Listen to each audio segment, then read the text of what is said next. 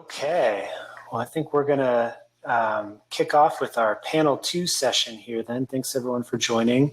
And I'm going to turn it over to our moderator to kick us off here. So our moderator is Sondra Rosenberg. She's Assistant Director for Planning at the Nevada Department of Transportation. She's also a member of the PSR Advisory Council. And most importantly, she's a graduate of the Transportation Technology and Policy Graduate Program at UC Davis. So Sondra, we're happy to virtually welcome you back to Davis, and thanks so much for joining. Thank you so much, Mike, and thank you all for joining our session today. I'm really looking forward to these presentations. Our session today will include 3 presentations highlighting research under the PSR theme of managing mobility in high growth areas. This theme addresses the transportation problems of regions and metro areas experience rapid population and employment growth, or are expecting to continue to grow. Each presentation will last about 10 minutes, and then we'll have the Q&A session at the end. Please enter your questions in the Q&A box on the remote platform at any time, so you don't have to wait till the end and forget what you might want to ask. Feel free to enter them in the Q&A box. You may also upvote others' questions that you'd like to be answered. I apologize ahead of time for any mispronunciations of names or locations on my part. Our first speaker is Dr. Fraser Shilling. He is the director of the Road Ecology Center at the University of California, Davis. Dr. Shilling received his PhD from USC and has 3 main project areas in transportation ecology. 1, finding out how environmental disruptions such as climate change and pandemics impact transportation and other systems. 2, studying how traffic noise and light impacts wildlife use of habitat and wildlife crossing structures. And 3, calculating the impact of roads and highways on ecological processes. He is the lead organizer for the International Conference on Ecology and Transportation and co-organizer of the Global Congress on Linear Infrastructure and the Environment. With that, I would like to welcome Dr. Shilling to start his presentation. Thank you very much. Mike, am I saying next slide to you? Who am I saying next slide to? That's right, yeah. Okay, I will okay. advance your slides. All right, thank you very much. And so I would like to thank my collaborators who are part of this project I'm talking about. And this project sprang out of a PSR-funded project a few years ago, and really that support enabled this ongoing project to occur. So my collaborators are listed there, some of them at the Road Ecology Center at UC Davis. I'll talk about the background of this issue, the background for the project, the approach we're using, and the findings we have so far, and then next steps.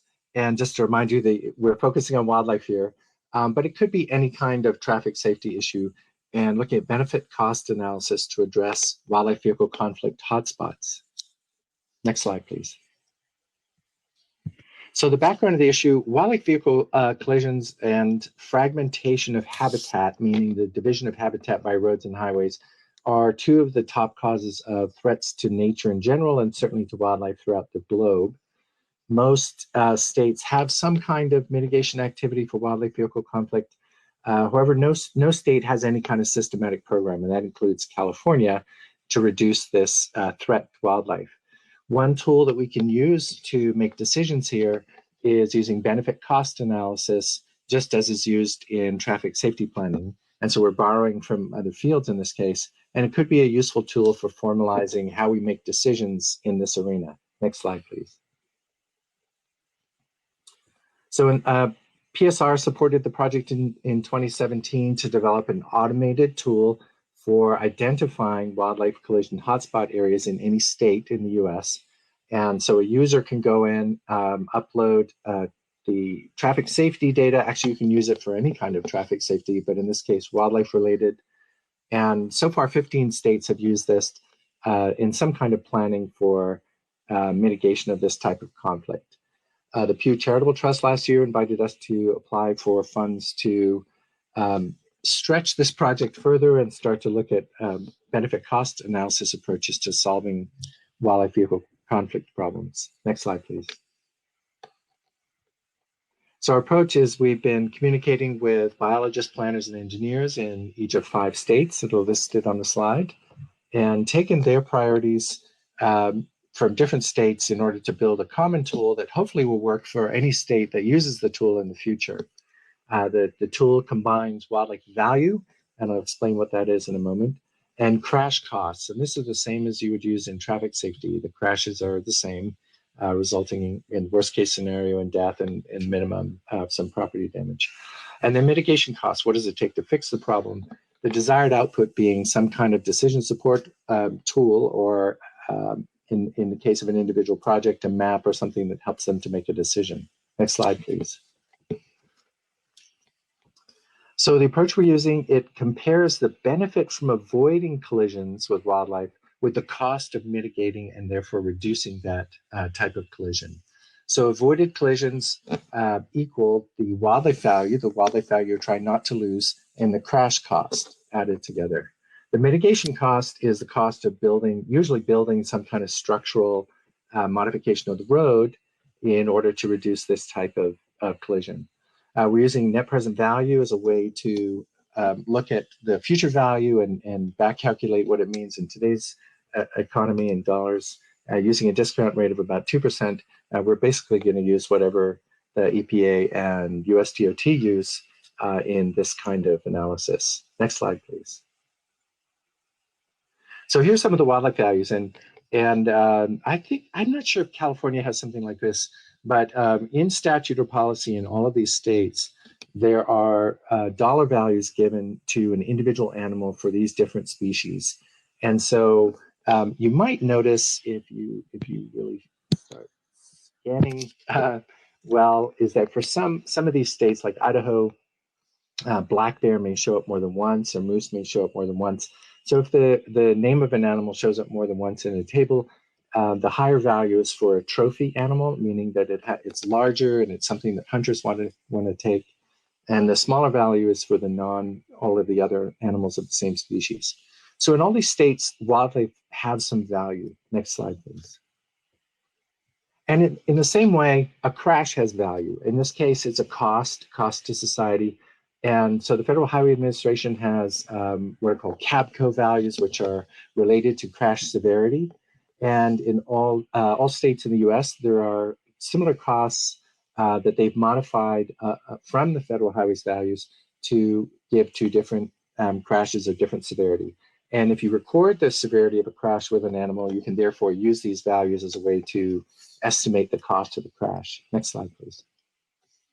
Mitigation costs, as I mentioned, are different costs of different kinds of activities that you might take, building crossing structures or fencing, in order to reduce the likelihood of these types of events. Next slide, please. And so in California, this is our working example right now in how we develop the tool. We're using California data as our tool development environment. And this is showing an example from a few years ago where we estimated the cost from collisions with wildlife on every mile of highway in California. And you can see in the map in the middle is for the whole state, showing the estimated cost per mile of these types of collisions. And then on the left, you can see the pullout for the Bay Area. And that gives you a sense of the granularity of this kind of analysis. So you could go into any 1 mile segment and say, what is the cost of this type of event, this type of crash? And therefore, where is fixing this going to pay for itself and over what time period? On the far right, you can see if you take these same kinds of hotspot idea or where there's more of these kinds of collisions, you could compare it where there's planned projects on the state highway system, and that gives you existing projects. You can incorporate this kind of analysis into that project development and therefore improve mitigation. Next slide, please. If you want more information, please feel free to email me or go to our web address down there at the bottom left. Thanks very much.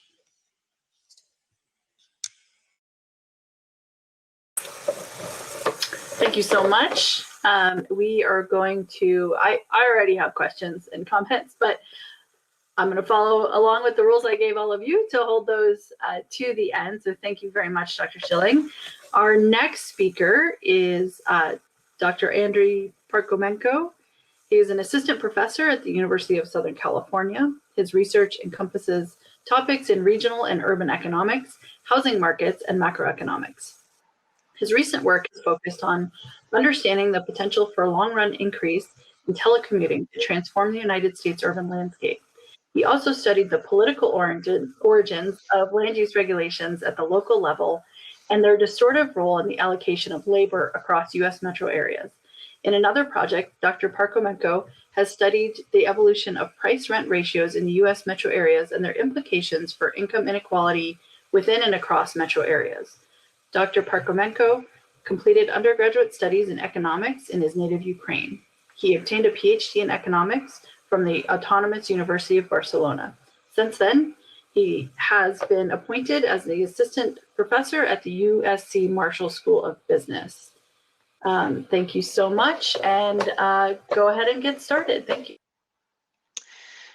Thank you so much for the introduction, Sondra, and thank you for the invitation to present our work at this Congress.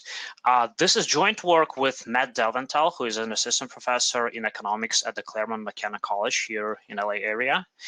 And I would like to bring you to the time after COVID. Next slide, please.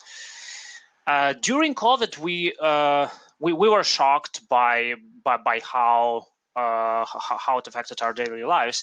But one thing that I think we discovered is that work from home is not as bad as many of us had thought it was. And I definitely miss going back to the office. I miss in-person conferences, and it would be a much greater pleasure to be in Davis now or in Hawaii as it was planned. But we also came to realize that it works pretty well in many situations, and a lot of survey evidence suggests that the rigid 5-day work week of commuting to the office every day may be gone for many workers. Let me just cite one survey out of many from Barreiro, Bloom, and Davis, who suggests that about 17 to 23% of work days will be done from home after COVID is over, compared to 5% in 2019. So this is a big jump in work from home. I work in urban and regional economics, and one question myself and my collaborator asked after COVID hit is, what does this rise of work from home imply for the economic geography of the United States? So let's think about building blocks of a standard economic geography model.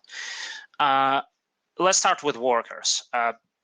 If we don't have to come to the office every day, say if I used to come to the office 5 days a week and now I only have to do it once or twice a week, why don't I move to a faraway suburban area and buy a bigger house at a fraction of costs that I would have to pay in the urban core?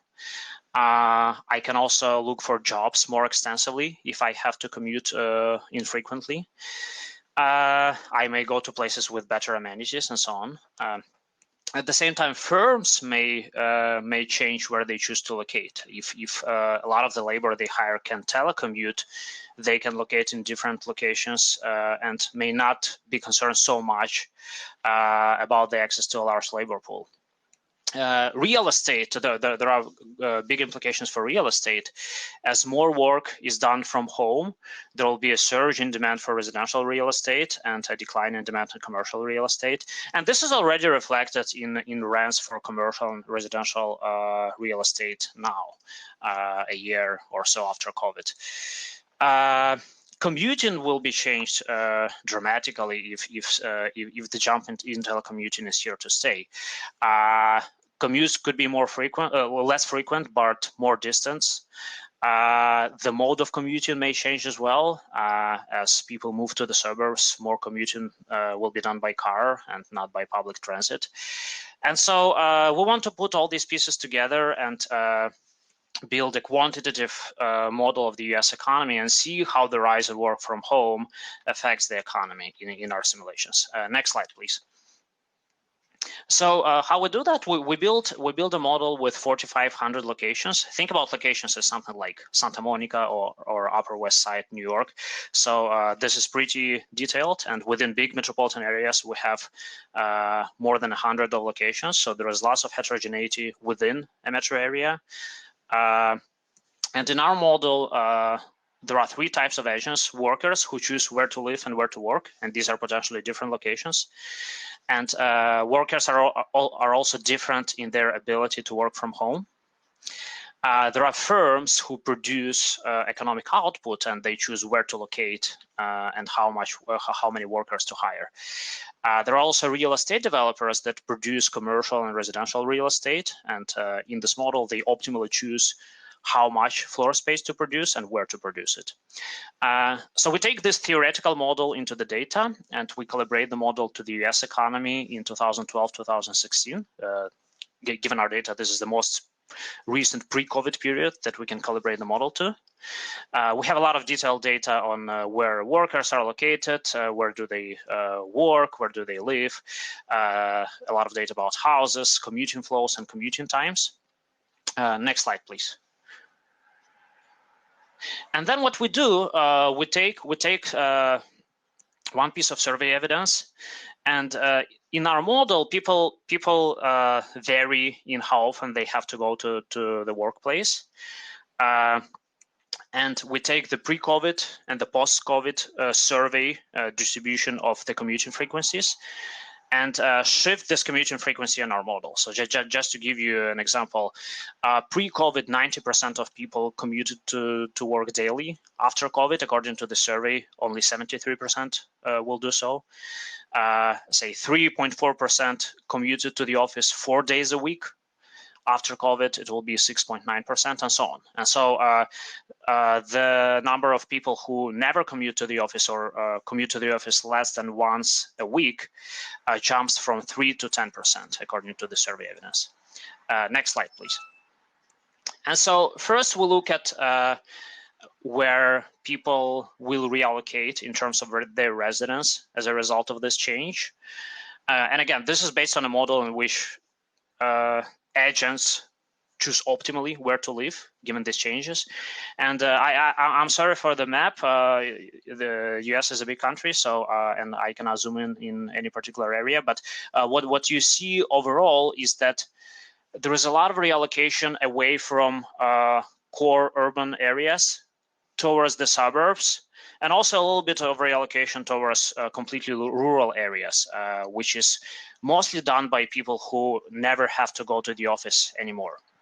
Okay, but the biggest one, so the prediction that cities will disappear, so to speak, as a result of work from home is not something what we find in our model. The biggest kind of reallocation that we find is from central core urban areas towards suburbs, and this is reflected on this map. Next slide, please. Another prediction that we make is that there will actually be a lot of reallocation of jobs towards urban centers, especially the most productive ones, basically those that make the biggest contribution in terms of economic output. We'll see a lot of job increase in places like Manhattan or DC or downtown Boston, Silicon Valley. However, a lot of these jobs gains will be accounted for by new telecommuters. So it doesn't mean that people will move to these areas to work. It means that firms who are located in these areas will hire more workers, but a lot of these new hires will be located elsewhere and will be able to work remotely. Next slide, please. We also study implications for real estate prices, and generally what we find is that real estate becomes a little cheaper in urban cores and more expensive in rural and suburban areas. And this is a prediction of our theoretical model, but that's already what we see in actual real estate data. Next slide, please. Then we do aggregate analysis and try to understand what the effect on wages, real estate prices, commuting patterns, and so on will be on the aggregate, not for particular locations. In general, what we find is a slight decline in wages, and that's because people reallocate to less productive areas than they used to live before. And also importantly, because as fewer people come to the office every day, we may see a loss in productivity, because we know from urban economics that a lot of productivity benefits that firms have arise from the fact that people collaborate physically together with each other. So we may see some productivity loss because of that. People will spend less time commuting, a little bit, but actually in some simulations we see people spending more time commuting than before, and this is because people basically travel less frequently, but an average commute is more distant. Next slide, please. And I know I'm running out of time, so I will quickly say something about general well-being, so we call it welfare in economics. On average, people seem to become more happier in our experiments from the move to telecommuting, and a lot of benefits come from the fact that people can live in larger houses and don't encounter so much disutility from commuting. But the gains are not equal, and so we find that people who telecommute gain much more than those who keep commuting in the new economy. Let me just close my presentation with some policy implications. I didn't make a slide of it, but it seems that there will be a substantial transition toward work from home after COVID. We learned a lot during this pandemic, and it seems like many work from home features of work do indeed work efficiently. And in terms of transportation policy, I think this is one thing that policymakers should think about in the future as they plan how to build infrastructure, how to improve infrastructure. As people reallocate as a result of being able to work from home, the demand for transportation links in certain locations may increase, whereas the demand for other links may go down. Say, if we see more commuting from distant suburbs to central cities, perhaps the demand for commuting trains will go up, whereas the demand for improving highways within urban cores may not go up as much. And sorry if I ran a little bit over time, and thank you so much for your attention. Thank you so much, and that's okay. I think we're still pretty good on time, and I was going to ask you about policy implications anyway, so you already answered at least one of my questions. Our final speaker today is Ali. I can do this. Ghafelebashi is a third-year PhD student in industrial engineering at the University of Southern California. He obtained his Bachelor of Science in Industrial Engineering at Amir Kabir University of Technology in 2018. He was granted the Faculty of Engineering Prize for the first GPA at the Department of Industrial Engineering for a 3-year sequence. Ali's research interests lay in optimization and transportation. With that, take it away, Ali. Thank you so much for the introduction. Today I'm going to present my research project that was funded by NCSD, and we actually did it between 2019 and 2020. So today's presentation is about congestion reduction by personalized incentives, which is a joint work with Professor Meysan Razavian and Professor Majid Dessouki. And can you please go to the next slide? Thank you. So first, let me give you some motivation and background. Traffic congestion cost in US just in 2019 was $88 billion. And there have been different strategies to solve a traffic congestion problem. One of them was demand management, in which we try to change the behavior of people to reduce traffic congestion. And from this category, one solution is rewarding policy or positive incentive, which we offer incentives to people to change their behavior. And actually, this research project is also using rewarding policy. In this research project, we offer personalized incentives to drivers to change their routing decision to reduce the traffic congestion. But let me give you more details about it in the next slide. Next slide, please. So first, let me explain personalized that I mentioned. We use personalized incentives in more details. Look at this small example that we have. Two different individuals are going from home to office from same location and to same destination at 7 a.m.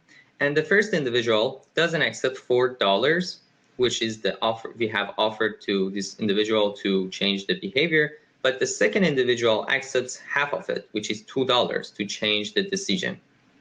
Different individuals, different decisions. We also take care of the dynamic incentives. First of all, we have different times here in the first example. In the bottom left example, we have same individual going from same origin to same destination, but in different times. First at 7 a.m. and second at 4:30 p.m. At 7 a.m., maybe this person is in rush, doesn't accept $4 of incentive to change the decision of routing. But at 4:30 p.m., this person accepts $2, which is half of the previous option at 7 a.m. And we also take care of different routes. We should take care of it because same individual at same time is going from same origin to same destination. But for two different routes, this person shows different behavior. This person doesn't accept $3 for first route, but accepts $3 for the second route. Next slide, please. We also should care of avoiding creating new congestion. In this example, you can see in the left-hand side, we have a graph that has two links that are red, which means that these two links are congested. The other three links have free flow. In scenario A, we offer incentive to drivers to change their routing decision, and we can see that there is no congestion in the network anymore, and all the links are blue, which means that we have no congestion in them. But in scenario B, we over-incentivize these people. Some drivers have been incentivized such that they have chosen different routes, and we have created a new link that is congested, which you can see the red link. One of the red links is solved, but a new red link has been created, and one of the red links still is red, which means that it's congested. So we should take care of not creating new congestion in the network. Next slide, please. And we have two models, which in both of them, we want to maximize the utility of drivers' travel time. Subject to expected volume at time t for each link should be less than or equal to its capacity, and the cost of offering our incentives should be less than or equal to our budget. In the first model, we consider uncongested network, which means that travel time is based on free flow, and we consider for everyone free flow travel time. This problem is easy to solve, but the major problem is that we have an assumption that we are operating below the system capacity, and we are assuming that we have visibility. But the second problem, which is the second model, which is more advanced, is congested network, in which we consider travel time based on the volume at each link. This problem becomes large scale and challenging. But we show that distributed and edge computation can be used to reduce the computation load. And here, by edge computation, we mean that we use the power of computation of each cell phone of each driver. Next slide, please. So the data that we use is coming from ADMS, or Archive Data Management System at USC, and it's actually recording real-time traffic data such as volume and speed, and it's collected by loop sensors. And the data includes city of Los Angeles for March, April, and May of 2018, and it only includes business days. And features that we've used are speed and volume. And the reason we have used this data is that we have detailed data available, and it includes both heavy and light traffic. Next slide, please. And let me, in this slide, give you some details about our numerical results for a large region that we can see here. It starts from Burbank to south, it's Long Beach. And it includes a 7 to 8 a.m. of 5th of May of 2018, and we only include highways in it. And our incentive set that we want to offer to drivers includes $0, $1, $2, $5, $10, and $1,000. And the plot that we have here is showing on y-axis the number of drivers that are incoming to the system, and the x-axis is time. So the reason that we have chosen 7 to 8 a.m. is that we have kind of rush hour between 7 and 8 a.m. and you can see it in the plot. And the results here in the table is for uncongested network. The total number of drivers was 15,000, and we have checked two budgets, $1,000 and $10,000. And you can see that the percentage of drivers to whom we offered incentives, when we increase the budget, increases from almost 3% to 21%. And average of the incentive amount also increases from $1.75 to $3. And interestingly, we can see that with $1,000 of budget, we can have reduction in total travel time for almost 2%. And when we increase it to $10,000, we have almost 15% reduction in total travel time. Next slide, please. And here we have a small region, which is subset of the previous region. And we have selected this region because it includes Los Angeles downtown. And the time that we have checked is 7 to 8 a.m. 5th of May of 2018. Again, for same reason that we have a rush hour between 7 to 8 a.m. here. As you can see in the plot is has same x-axis and y-axis. And you can see the peak is almost around 7 a.m. Here again, we have only highways, and incentive set is also similar to the previous one. But here we have results for both models, uncongested network and congested network. Here, there are 2 points that I want to mention. You can see that when we have $1,000 of budget, uncongested network reduces total travel time for almost 0.3%. And congested network, which is advanced one, reduces the total travel time for 5.6%. And you can see that congested network, the model for congested network actually works better because it works with real travel time, which is computed based on the volume at each street, at each link. And for $10,000 of budget, in congested network, we have almost 12% reduction in total travel time. But actually, the uncongested network has increased the reduction in travel time because it's not using real travel time. And here we can see that the congested network shows its power, and it has reduced the total travel time for almost 12%. Next slide, please. Thank you so much. And here we have links to our report for this project and also code. You can also scan the QR codes. Thank you so much. Thank you so much. So that completes all three presentations we have today. And we have some time for questions and answers. I don't see any questions in the question pod yet, so I would encourage you to please submit those, because you don't just want to hear from me, I'm sure. But I will start since no one has. Oh, there's one there. Before we get to that one, I had one kind of queued up here. So Dr. Shilling, as you look at the BCA analysis for wildlife safety improvements, have you taken a look at how those compare? Do we have results yet to see how those compare to other types of highway investments, whether it's other type of safety improvements or other types of highway investments? As a state DOT person, that's what we're always looking. We're always having to compare across different needs. So have you taken a look at how that compares? When you say how that compares, what are you talking about comparing? What's your range of benefit cost numbers that you've come up with? So it's going to be, in some places it's going to be similar to other kinds of crashes, because as you know, there are places, including in Nevada, where crashes with animals, are domestic and wild, can be quite frequent. There are places in the West where crashes with animals can be almost half of all collisions. But for most places, including your state, they tend to be at the more 5 to 10% range.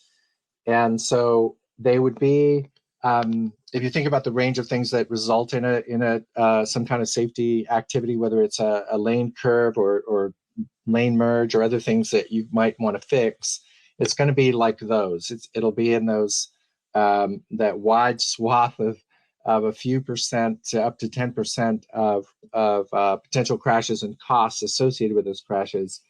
And so the idea is to improve how those kinds of decisions are made, because usually they're not made based on this kind of analysis in terms of wildlife vehicle collisions. And actually in California, our location information for injury crashes is not great either. We've shown that in a previous report last year.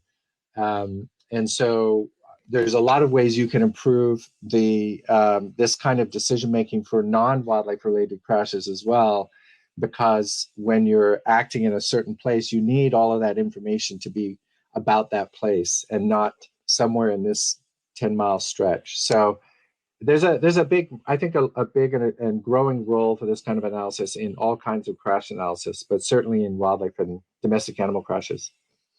Thank you. Thank you so much.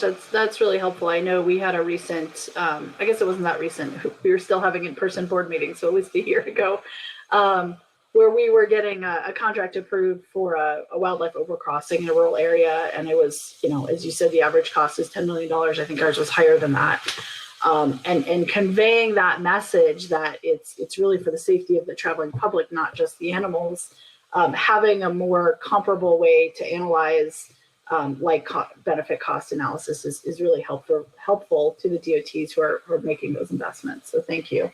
Including actually in Nevada, where I'm working on a project on wild horses, and it is a bit about the cost of those crashes, but it's also because people have strong concerns about wild horses. That was actually one of the impetuses for our project with your DOT. Yeah. Right. Yeah. Then it gets to where the money comes from. So that's a whole other conversation we could talk to probably offline. Thank you so much for that. We have a question for Ali. Do you think similar reductions in travel time could be achieved by a congestion tax? Well, if I'm not wrong, actually, Andrei is referring to pricing policy. My answer is that yes, it may be possible, but pricing policy is another way of looking at demand management, but it has some issues like equity barriers. It has worked in some cases, but in maybe in this problem with this data, maybe it works, but the problem is that some issues like equity barriers has actually motivated us to look at pricing policy, which is congestion tax, another way, which is rewarding policy. Yes. So that's an interesting topic, is sort of comparing that if people are more willing to change their behavior based on an incentive versus a disincentive. Yes. There's probably research out there, but that would be an interesting follow-up, I think. Okay, I don't see any other questions in the Q&A pod. Anyone else? Okay, I'm going to have to go back to my notes. I don't know if you guys want that, but I will.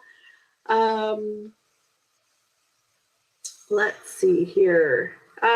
Dr. Parkomenko. I know I'm trying to read my own notes, which is always difficult. I should have just put my questions in the question pod as well. I think you touched on this a little bit, but can you talk at all to sort of the equity impacts if this pattern continues? Did your survey look at the types of jobs and who can telecommute and who can't, and if there's this shift? What are the equity impacts, or how do we analyze that, or how do we sort of make that a little more fair? Thank you for the question. That's a very important question, and we are actually now this is a working paper. We are expanding our model right now to include different types of individuals by the industry where they work and by the level of education they have. And my view on this question is not very optimistic. I think the rise of work from home will cause a greater economic inequality than we see now. Why is that? Well, this is because people who have the ability to work from home are typically those who have higher levels of education and work in certain industries, and those people already have higher levels of income, and the gap between those workers and the rest of the economy has been widening in recent decades. And these are precisely the people who will be able to work from home. They will have better opportunities in terms of where they live and where they can work, and I think this economic gap will only widen. And we can talk about what kind of policies we implement to mitigate that, but if we don't do anything, this is the outcome that I think will happen. Thank you very much. That's sort of concerns me about all of this, right? Me too. Only Yeah. certain people can work from home, and the implications just sort of exacerbate some of those inequities we already have. So I look forward to those of you who are researchers listening in. I look forward to potential research conversations or policy discussions about how we address that. So with that, we have 2 minutes left. I don't see any other questions in the question pod. I believe I have a different display now. I believe you can also raise your hand. All right, well, if I don't see it, I'm going to talk slowly now because we do have to move back into the main room in a couple minutes. But if I see another question pop up, we will address that. But if not, I want to really thank our speakers today. I was thrilled to be asked to moderate this because it's such an important topic and it's so varied, as you saw from the presentations today, from wildlife collisions to telecommuting to pricing or incentive conversations, but they're all related, right, into the growing regions and how we address these issues. So it was very exciting to hear from everyone, and I really appreciate the presentations and the willingness to chat with us today. And I look forward to talking with all of you in the future about some potential work outside of California and your neighboring state of Nevada, and policy conversations about that as we move forward.